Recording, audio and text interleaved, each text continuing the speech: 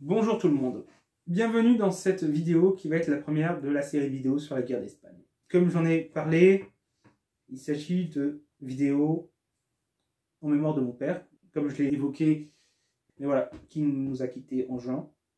Et la guerre d'Espagne, c'est un sujet qui l'intéressait beaucoup, qui le passionnait. C'était un militant anarchiste qui a été en partie formé dans sa jeunesse auprès de militants anarchistes venus d'Espagne, qui avaient fait la guerre d'Espagne, qui avaient fui en 1939, qui avaient franchi la frontière, les Pyrénées, et qui lui ont parlé cette guerre, qui l'ont raconté. Alors évidemment, c'est juste des témoignages d'un seul camp, des témoignages éparses parmi d'autres, mais ça lui a créé cette passion pour cette période. Il a lu sur cette période après, et on avait l'envie, le projet de faire ensemble cette série de vidéos. À la base, on devait le faire quand il serait guéri, quand il aurait été allé mieux. Finalement, ça ne sera pas le cas, donc je vais le faire seul, mais un peu en sa mémoire. Donc, c'est la première vidéo. D'habitude, je le dis pas, je le dis qu'en fin de vidéo, mais cette vidéo, voilà, cette série vidéo, j'ai envie aussi qu'elle soit vue, qu'elle soit bien. Donc, n'hésitez pas à aimer ces vidéos et à les partager pour en sa mémoire aussi, quoi.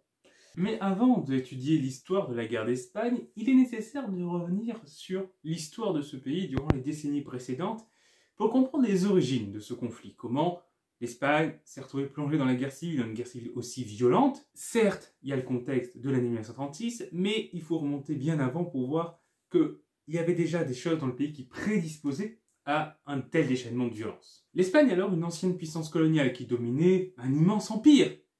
Mais il l'a perdu. Il a perdu cette puissance coloniale, il a perdu cet empire, notamment après les guerres napoléoniennes, lorsque l'Espagne a été occupée par Napoléon, que le roi de l'époque a été renversé, qu'il y a eu une période de violents affrontements dans le pays entre la population et l'armée napoléonienne, période qui a fortement affaibli l'Espagne, et le pays ne s'en est jamais vraiment totalement relevé.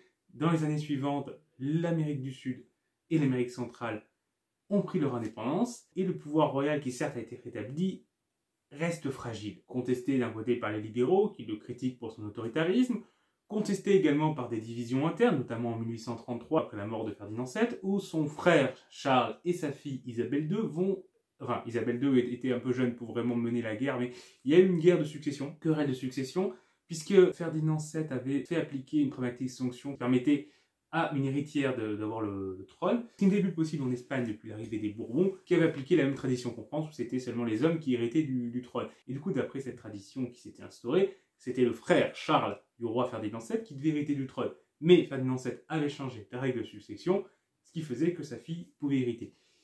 Il y a eu un conflit entre les deux, les partisans des deux camps se sont affrontés, et finalement Isabelle II l'a emporté, grâce à l'appui notamment de puissances étrangères qui lui ont donné la victoire face aux carlistes. Cependant, son règne va être difficile. Elle est impopulaire, il va y avoir une grande instabilité, des mouvements d'insurrection, des révoltes paysannes, et de plus en plus, ça va devoir s'appuyer sur l'armée pour rester au pouvoir, et c'est l'armée qui va gouverner de plus en plus. Donc déjà, on voit l'armée qui commence à prendre de plus en plus la main sur le pouvoir et à s'impliquer dans la vie politique du pays. Et en plus, il y a la division du courant monarchiste qui se perdure, puisque les courants carlistes continuent d'exister. En 1868, le général Joan Prim va renverser Isabelle II. Il lance une révolution et force la reine du coup à abdiquer. Enfin, d'abord à quitter le pays, puis finalement à abdiquer 2 ans plus tard, en 1870. Il y a un moment après des discussions pour savoir qui va monter sur le trône, et c'est Amédée de Savoie qui est appelé à régner. Mais il ne va pas rester longtemps non plus, et en 1513, il abdique à son tour, et devant l'échec de la monarchie de 2 rois d'affilée, on décide de la République se met en place. La première République espagnole se met en place. Et ça va être un nouvel échec. Elle va, elle aussi, être incapable de faire face à l'instabilité du pays, à la crise sociale face à laquelle le pays est, à l'instabilité aussi avec les mouvements d'insurrection et révoltes qui continuent. Et 2 ans plus tard, la République tombe. Elle a duré seulement 2 ans, et c'est un échec. Du coup, la monarchie est rétablie, c'est Alphonse XII, fils d'Isabelle II, qui arrive au pouvoir. Son règne va être plus long, et Glorlon va arriver à une certaine stabilité, puisqu'après ça va succéder en ordre normal. Mais ça n'empêche pas une instabilité dans le pays, notamment avec les mouvements sociaux qui continuent, les insurrections paysannes, des mouvements ouvriers de plus en plus importants, avec l'industrie qui se développe, avec le UGT et les anarchistes, et une situation économique dans le pays qui reste très difficile, une grande pauvreté, une grande misère qui se poursuit. Donc en espace de 7 ans, nous avons 2 abdications de roi, un régime républicain qui se met en place et qui tombe, Donc vous voyez bien le niveau d'instabilité dans lequel on est déjà à cette période-là. Et le règne d'Alphonse XII va être pareil, même si lui va durer plus longtemps, bien plus longtemps, mais ça va pas être une sinécure.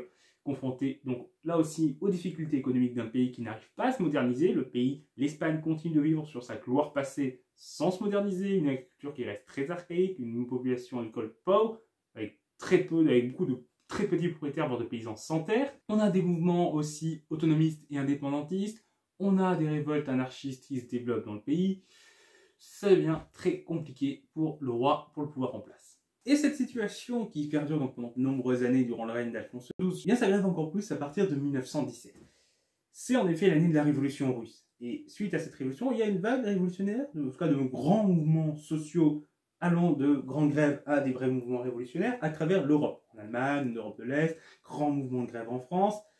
Ça secoue partout, en Italie aussi, et l'Espagne n'est pas épargnée. Il y a des grands mouvements de grève, il y a même dans certaines villes, il y a des républiques bolcheviques qui sont autoproclamées. Alors, ça reste localisé, ça reste des autoproclamations, mais ça montre quand même déjà une atmosphère révolutionnaire. Donc il y avait déjà les anarchistes, maintenant il y a les communistes qui s'y mettent. Ça devient de plus en plus tendu. Si on ajoute à ça aussi les difficultés provoquées par la grippe espagnole, qui alors n'est pas originaire d'Espagne, contrairement à ce que son nom indique.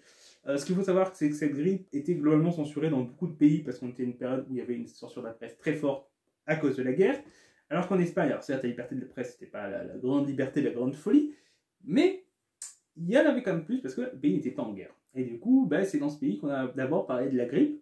Et du coup, à l'époque, on a parlé de la grippe espagnole puisqu'on avait l'impression qu'elle venait de là. C'était pas le cas. Elle est probablement plutôt des États-Unis. Donc voilà, il y a plusieurs thèses sur l'origine de la grippe. En tout cas, elle n'est pas d'Espagne. Mais elle a fait quand même 200 000 morts dans le pays. Donc c'est pas rien. Et ça a quand même eu un effet non négligeable sur la vie du pays. Il y a un soulèvement au Maroc également qui vient compliquer les choses. Et il y a une instabilité gouvernementale avec 23 crises gouvernementales entre 1917 et 1923. C'est le bordel. Et dans ce contexte-là, le général Primo de Rivera va prendre le pouvoir effectif comme chef du gouvernement. Et c'est lui qui va effectivement gouverner pendant 7 ans, plus que le roi. Donc je suis ici le 13 septembre 1923, il publie un manifeste où il dénonce la classe politique, l'accusant d'être corrompue, d'être inefficace, et avec l'appui de la grande bourgeoisie, des grands propriétaires terriens, mais également du roi qui décide de ne pas s'opposer à sa tentative de soulèvement avec une partie appuyée par l'armée, qui l'appelle carrément à prendre la tête du gouvernement, il gagne le pouvoir et instaure sa dictature, entouré d'un directoire de 10 militaires, donc c'est vraiment une dictature militaire, donc c'est l'armée qui arrive en prétendant revenir pour ramener l'ordre, restaurer l'ordre dans une Espagne menacée, rétablir la grandeur du pays. C'est les thématiques qu'on va retrouver en 1936 avec l'armée qui arrive pour rétablir l'ordre face aux anarchistes communistes qui sont vus comme une menace pour l'ordre établi et pour l'Espagne ancestrale, qui est à leurs yeux liée à l'Église, liée aux grands propriétaires, terriens notamment. Donc on retrouve un peu certaines logiques qui étaient déjà présentes à ce moment-là, qu'on va retrouver par la suite. Sous cette dictature, on a la dissolution des conseils municipaux, des cortes, qui sont les assemblées, les partis politiques sont interdits, il y a aussi la répression qui s'abat sur les syndicats, notamment les syndicats anarchistes. L'UGT, plutôt socialiste, va s'en sortir un peu mieux puisqu'elle va finir par accepter de participer aux institutions du régime sur les questions du travail. Mais il y a quand même une répression qui s'abat sur les syndicats, la censure. On a également le castillan qui devient langue obligatoire. On interdit les langues régionales, donc il s'agit de renforcer le centralisme de l'État dans un pays qui est très marqué par de fortes identités locales et des mouvements autonomistes et indépendantistes, on l'a dit. On a également une volonté d'industrialiser et de moderniser le pays. C'était quelque chose qui, comme je vous dis, avait pris beaucoup de retard, donc en soi, c'était quelque chose qui, à un moment, fallait le faire. Il y a des chemins de fer qui sont construits, la production industrielle augmente, et pendant les premières années, il y a quelques succès. Les gens restent dans la pauvreté, les conditions de travail restent dures, mais il y a quelques améliorations, et ça permet au régime quand même, comparé à l'incurie qui avait précédé, d'avoir une certaine popularité. Mais ça ne va pas durer, puisqu'en 1929, il y a la crise économique, qui va frapper également l'Espagne. Le régime va se montrer incapable d'y faire face, et les rares gains qui avaient eu lieu pendant les premières années vont être totalement effacés. On va replonger dans la misère, et rapidement les gens vont se rendre compte que ceux qui ont vraiment profité du régime, ça reste quand même l'élite, les grands propriétaires, la grande bourgeoisie qui avait soutenu l'arrivée au pouvoir de ce régime. Donc c'est pas étonnant que ce soit eux qui en profitent. Le gouvernement est impopulaire, si on ajoute à ça une défaite au Maroc de l'armée qui va fragiliser l'image et qui va écorner le prestige de l'armée, tout ça va conduire finalement Primo de Rivera d'être très affaibli, le roi va le lâcher, craignant d'être entraîné dans sa chute, donc il décide de s'en débarrasser, allez, oust, il dégage, mais ça ne va pas permettre au roi de se maintenir au pouvoir pour autant. Le roi reste très impopulaire, fragilisé, ça fait 7 ans qu'il n'a pas vraiment exercé le pouvoir, il a de moins en moins le soutien de l'Église, de l'armée non plus, mais en plus ils viennent de chasser leur général, donc forcément ça n'aide pas. Et en 1931, il y a des élections municipales qui se déroulent, qui sont gagnées par les républicains, notamment dans les villes où ils sont largement devant. Et les républicains et les socialistes décident de profiter de la faiblesse de celui-ci pour le renverser et proclamer la République. Ce n'est absolument pas institutionnel, ce qu'ils ont gagné c'est des élections municipales, pas des élections législatives. Donc ça reste une proclamation qui est très discutable d'un point de vue institutionnel, même si en soi les changements de régime sont souvent assez ambigu sur les questions constitutionnelles, ça arrive souvent, notamment parce qu'un régime parfois ne prévoit pas qu'on puisse en changer, sans que ça a été souvent le cas. Donc forcément, si le régime ne prévoit pas la manière de le changer, si on le change, et ce qui arrive toujours, un régime finit toujours par être changé, c'est pas institutionnel, automatiquement. Mais ça va quand même être une fragilité de la République par la suite, le fait qu'elle n'a pas été instaurée de manière très institutionnelle, ça va être une manière pour ses opposants de la contester et d'y opposer surtout ses opposants de droite qui veulent revenir à l'ancien régime. Mais en tout cas, le roi, dans sa situation de grande fragilité, ne va pas s'opposer à cette tentative et il va quitter le pays, il fuit, la monarchie abandonne, la République se met en place. Par la suite, il y a des élections constituantes qui sont organisées pour élire une assemblée pour désigner des bases du premier régime, la constitution et le début du gouvernement. Ces élections sont remportées par les républicains et les socialistes et ils vont pouvoir former ensemble un gouvernement de gauche mais qui est contesté à sa droite évidemment par les monarchistes, qui n'acceptent pas le changement de régime, les fascistes également, qui sont inspirés par l'Italie, qui est quand même pas très loin, de l'autre côté, c'est la côte d'en face, hein, l'Italie, donc il y a quand même une inspiration, une influence qui existe. Il y a l'Église catholique également est très opposée à la République, notamment ses élites, notamment sa hiérarchie, alors que sur la base des catholiques, certes, ils sont plutôt contre la République, mais une partie des catholiques plus libéraux acceptent le nouveau régime. Mais le problème, c'est que les républicains vont se montrer intransigeants avec l'Église, farouchement laïque, et pas encouragés à faire des concessions face à, comme je le dis, une hiérarchie catholique farouchement anti-républicaine. Mais du coup, leur intransigeance va repousser ces catholiques libéraux vers leur direction, et ça va les pousser dans l'opposition à la République. On a également l'armée et les grands propriétaires, la grande bourgeoisie qui sont hostiles au régime. On a également une partie de l'administration qui n'est pas fan du régime non plus parce qu'elle est quand même composée de pas mal de monarchistes et elle n'a pas été épurée, réformée. Donc la République, l'administration de la République est encore composée de beaucoup de monarchistes. Ça aide pas. Ni gauche ni droite, enfin, on va dire voilà, en termes d'opposition, ni à sa droite ni à sa gauche, qui n'est pas forcément opposé au principe de la République, mais il y a quand même tous les mouvements autonomistes et indépendantistes qui peuvent accepter un régime républicain, et qui parfois même sont plutôt favorables, mais ne veulent pas être sous la coupe de Madrid et qui veulent avoir leur propre république indépendante. Ce que la République espagnole ne souhaite pas forcément. Elle va certes lâcher des mesures en termes d'autonomie, mais ça va créer quand même des tensions et d'instabilité. Sur sa gauche, il y a également les mouvements ouvriers, les communistes, évidemment, une partie des socialistes, l'UGT, mais surtout la CNT et la Fédération anarchiste, donc les mouvements anarchistes qui sont très forts en Espagne. C'est un pays, l'Espagne, où le mouvement anarchiste s'est développé très tôt et très fortement. Donc tout ça crée une agitation sociale, notamment donc les anarchistes qui, après les événements de 1931, pensent que la situation est révolutionnaire et espèrent pouvoir impulser une révolution qui renverserait le régime républicain pour instaurer le communisme libertaire dont ils rêvent, un régime plus égalitaire qui mettrait fin aussi à la grande difficulté dans laquelle le peuple est, parce que le peuple vit encore dans la misère, notamment dans les campagnes, mais également le monde ouvrier, on en reparlera plus tard, et le changement de régime avait suscité de l'espoir dans cette population, l'espoir d'améliorer leurs conditions de vie. Espoir qui va vite être déçu. Et donc, les anarchistes, forcément, espèrent, ils veulent changer les choses, veulent améliorer, lutter contre cette misère, vraiment, là où les républicains échouent. Ceux-ci ne sont pas pour autant inactifs. Il ne faut pas croire que les républicains, que cette seconde république n'a rien fait. Bien au contraire, il y a des mesures qui ont été prises.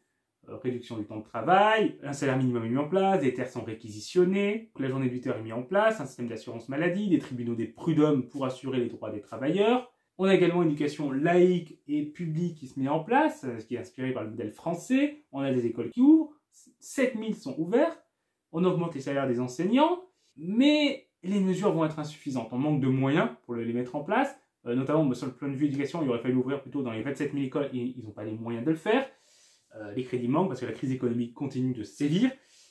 Et sur les mesures sociales, elles ne sont pas tout le temps appliquées parce que la grande bourgeoisie et les grands propriétaires refusent souvent d'appliquer la loi. Et une grande partie des mouvements de grève qui vont avoir lieu durant cette période et qui vont contribuer à l'instabilité ne sont pas des mouvements de grève pour revendiquer de nouvelles lois, de nouveaux droits, mais juste pour demander que les lois et les droits obtenus soient effectivement appliqués.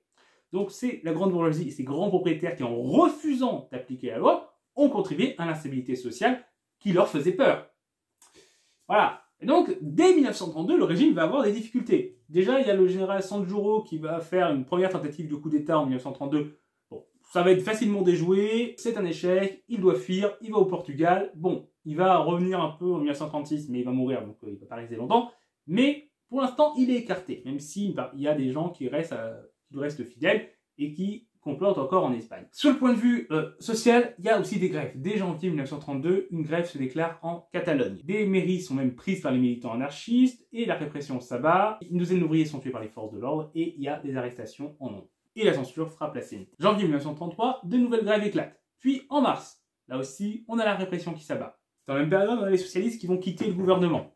Ce qui fait que les républicains sont obligés de s'appuyer sur un gouvernement allant du centre-gauche au centre-droit, très minoritaire, de plus en plus d'opposants à sa gauche, toujours autant d'opposants à sa droite, et ben voilà, sa base est très réduite. Et c'est dans ce contexte que vont avoir lieu les élections législatives de 1933 qui vont voir une victoire de la coalition de droite, qui en termes de voix est derrière la gauche et le centre, mais qui profite de son union et du système électoral pour obtenir le plus de sièges, même s'ils n'ont pas de majorité absolue, et qui sont obligés de gouverner avec une partie des républicains. À ce moment-là, une partie de la gauche refuse totalement l'arrivée au pouvoir de la droite.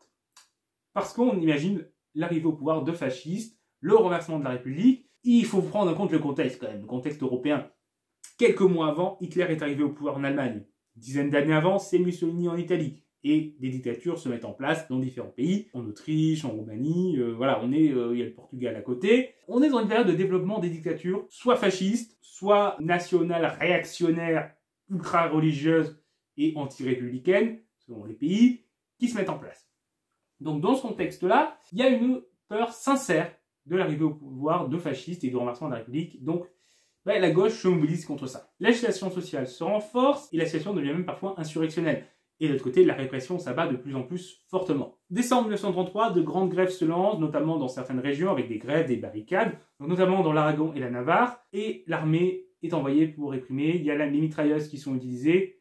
Et ces insurrections de décembre coûtent la vie à 125 personnes au moins et 186 blessés graves. Il y aura également plusieurs dizaines d'arrestations. Donc la répression est forte. 1934, ça continue à Oviedo, où les mineurs se soulèvent et préarrivent même pendant un temps à prendre le contrôle de la ville et des environs. Et l'armée va être une nouvelle fois envoyée pour ramener l'ordre et réprimer violemment le mouvement. Et devinez quel est le général qui a été chargé de mener cette répression? El général Franco. Il était déjà là. C'était déjà un général important, mais nous parlerons dans une autre vidéo de Franco plus en détail. Mais en tout cas, c'est lui qui est chargé de mener la répression et il va ainsi gagner en prestige aux yeux de la droite et en influence. Cette révolte va faire officiellement 1051 morts chez les civils, 186 chez les policiers et 98 chez les soldats. Alors autant les chiffres chez les policiers et les soldats sont sûrement assez exacts, chez les civils, le chiffre réel a probablement été plus élevé. On a également les délinquants de droit commun qui décident de profiter de la situation. Après tout, c'est le bordel. Ils en profitent, donc ça rajoute du bordel au bordel. Du coup, vous voyez, lorsque les législatives de 1936 arrivent, c'est déjà très compliqué dans le pays. On est dans une situation de grande instabilité. Et ces élections vont être marquées par de la violence, une grande violence. Il y aura 41 morts et 80 personnes gravement blessées durant la campagne. C'est quand même une campagne assez agitée. Chacun voit l'autre comme un ennemi. D'un côté, le dangereux communiste, couteau entre les dents. De l'autre côté, le fasciste, qui partout en Europe est en train de renverser la démocratie. Donc ça fait de cette campagne une véritable guerre contre un ennemi. La gauche l'emporte. El Frente Populaire uni, ressemblant à les communistes, les socialistes, les radicaux, et ayant l'appui informel des anarchistes qui, pour une fois, ne t'appellent pas à s'abstenir, l'emporte. De peu en voix, 34,3% contre 33,2% pour l'union de la droite, et comme l'union de la droite avait profité 3 ans plus tôt du système électoral, cette fois, c'est la gauche qui en profite, et qui obtient 254 sièges contre 191 pour la droite. Au milieu, on a des centristes avec à peu près 18 sièges et les autonomistes et indépendantistes, souvent plutôt aussi dans une position intermédiaire entre l'union de la gauche et l'union de la droite, qui forment un centre qui est quand même globalement affaibli. Le centre est affaibli, ce qui renforce l'aspect d'opposition entre deux blocs, le bloc de droite, le bloc de gauche, et les positions intermédiaires sont très marginalisées. Mais ce gouvernement fait face aux mêmes difficultés qu'en 1931. La droite ne lui fait aucun cadeau. Elle organise le désordre, des misées d'extrême droite mènent des exactions, notamment les phalanges qui sont clairement d'inspiration fasciste. Elle s'en prenne aux ouvriers et aux militants de gauche et syndicaux, mais les mouvements ouvriers s'agitent aussi. Ils n'ont pas très confiance non plus au gouvernement. Et les mesures sociales qui étaient dans le programme et qui tardent à être appliquées, ils n'ont pas la patience d'attendre et des mouvements se mettent en place pour les faire appliquer immédiatement. Sans compter les anarchistes qui continuent d'espérer le renversement du régime capitaliste et la mise en place du communisme libertaire. Dans le même temps, les révoltes paysannes, qui sont quelque chose de très courant dans le pays depuis longtemps, continuent de plus en plus parce que la misère dans les campagnes continue. En quelques mois, il y a 269 morts, 1287 blessés dans des bagarres de rue, 380 bâtiments sont attaqués ou endommagés, 43 locaux de journaux attaqués ou saccagés, et 146 attentats à la bombe. C'est une situation très tendue, une nouvelle fois. En juillet, il y aura une série d'assassinats politiques des deux côtés, qui vont aboutir notamment au meurtre du leader monarchiste Calvo Sotelo, qui un peu avant avait affiché sa sympathie pour le fascisme, du coup il était vraiment perçu comme une menace. Donc il est assassiné dans la nuit du 12 au 13 juillet, les personnes responsables de l'assassinat ne seront pas condamnées.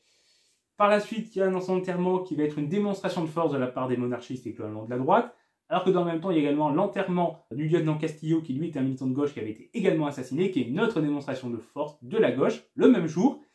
Ça conduit à des affrontements supplémentaires, sans en rajouter. À l'Assemblée, les invectives fusent entre leaders de la droite et de la gauche. Donc on le voit politiquement, on est au bord de la guerre civile déjà à ce moment-là, qu'on va se déclarer, mais ça nous le verrons dans la prochaine vidéo. Pour finir, petit point sur la situation économique du pays durant ces années-là, parce que comme on l'a un peu évoqué en filigrane, le pays connaît une grande misère, une grande pauvreté, donc on va essayer de voir ça plus en détail, et c'est quand même une cause très importante de la situation de l'instabilité. Les campagnes, il y a beaucoup de petits propriétaires qui vivent dans la misère. À côté, il y a de grands propriétaires qui possèdent quasiment toutes les terres. Ainsi, 2% des propriétaires possèdent à peu près 67% des terres. C'est quand même une disproportion énorme, avec des propriétés qui vont de 100 à 5000 hectares, alors qu'à côté, beaucoup de paysans ont très peu de terres. En 1931, on a 24 millions d'habitants en Espagne, la moitié sont illettrés, alors que l'Église a le monopole quasiment sur l'éducation, donc on voit qu'elle n'avait pas forcément très bien le boulot. Et sur le point de vue agricole, il y a 2 millions de paysans sans terre, alors qu'à côté, 20 000 personnes tiennent la moitié du pays. Et il y a 8 millions de personnes qui vivent dans la pauvreté, un tiers de la population. Donc c'est quand même un gros problème, c'est pas marginal du tout. On est dans un pays où la pauvreté est bien plus forte que dans d'autres pays européens à la même époque. Donc face à cette situation, dans les campagnes, c'est très agité. Il y a des jacqueries paysannes qui se déroulent régulièrement, et ce sans avoir besoin de mouvements politiques qui y poussent et qui les encouragent. Mais en effet, depuis maintenant la moitié du 19e siècle, les mouvements anarchistes se développent. Alors la CNT à partir de 1911, mais avant il y a déjà des mouvements anarchistes qui existaient. Comme je vous dis, l'Espagne, c'est un des pays où l'anarchisme s'est développé très fortement, et ces anarchistes sont très favorables à la collectivisation des terres. Ce qui apparaît comme une solution pour ces paysans qui souffrent justement de ne pas avoir de terre ou en avoir très peu, et qui voient à côté des grands propriétaires qui les exploitent alors qu'ils vivent dans la misère, et que ces grands propriétaires vivent dans l'abondance.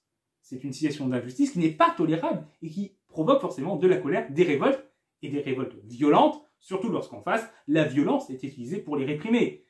La violence d'un côté entraîne la violence de l'autre, et ça ne fait que si souvent un engrenage de violence. Les insurrections à la base paysanne avaient tendance à être un peu violentes parce qu'il y avait beaucoup de colère accumulée. Une grande violence s'exerce contre eux pour les réprimer, ça ne les pousse qu'à être encore plus violents, et ça ne fait que justifier du coup après aux autorités de se montrer encore plus violentes dans leur répression. Ainsi, il y a des exécutions de militants, des arrestations, des déportations, l'emploi de l'armée coloniale qui a l'habitude de faire une répression violente et qui pratique une déshumanisation de l'adversaire, chose qui va se retrouver pendant la guerre d'Espagne, où chaque camp, comme je le dis, c'est un ennemi absolu, ce n'est plus un être humain, c'est un ennemi, c'est un fasciste, c'est un sale rouge, il faut le tuer. Donc ça fait des décennies qu'on le fait. Et dans les villes, c'est pas beaucoup mieux. L'industrie qui se développe voit de grands mouvements ouvriers se développer, anarchistes, communistes, socialistes, et des grandes grèves, là aussi souvent violentes et souvent réprimées avec violence. Donc le pays est marqué par des affrontements et l'instabilité depuis des décennies, nous l'avons vu.